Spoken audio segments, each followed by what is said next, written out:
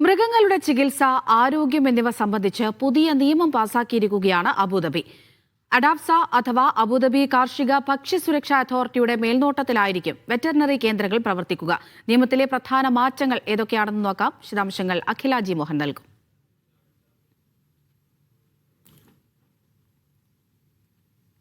അമൃത, മൃഗങ്ങളുടെ ചികിത്സ, ആരോഗ്യം തുടങ്ങിയവ സംബന്ധിച്ച് ബഹ്റിൻ പുതിയ ഒരു നിയമം പാസ്സാക്കിയിരിക്കുകയാണ്. എന്തൊക്കെയാണ് ഈ നിയമത്തിലെ പ്രധാന മാറ്റങ്ങളെന്ന് നമുക്ക് നോക്കാം.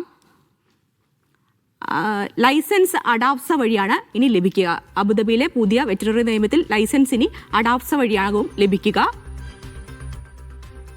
വെറ്റിനറി സ്ഥാപനങ്ങൾ, വെറ്റ് ജീവനക്കാർ, മൃഗ ഡോക്ടർമാർ എന്നിവർക്ക് ലൈസൻസ് നൽകുന്നത് അഡാപ്സ എന്ന അതോറിറ്റി ആയിരിക്കും എന്നതാണ് ഈ ഒരു നിയമത്തിന്റെ പ്രത്യേകത.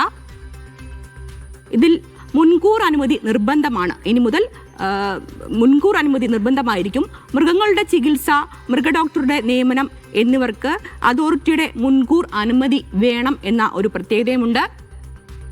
നിയമം ലംഘിച്ചാൽ കടുത്ത പിഴ ഈടാക്കേണ്ടി വരും.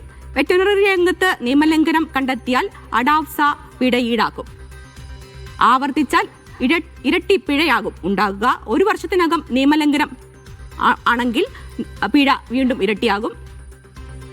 ഇനി ഇത് സംബന്ധിച്ച ബോധവൽക്കരണം, പുതിയ നിയമം സംബന്ധിച്ച് ബോധവൽക്കരണം നടത്തും. മൃഗസംരക്ഷണ രംഗത്തുള്ളവർ, കർഷകർ എന്നിവർക്കിടയിലാണ് പുതിയ നിയമം സംബന്ധിച്ച ബോധവൽക്കരണം നടത്തുക. അമൃത.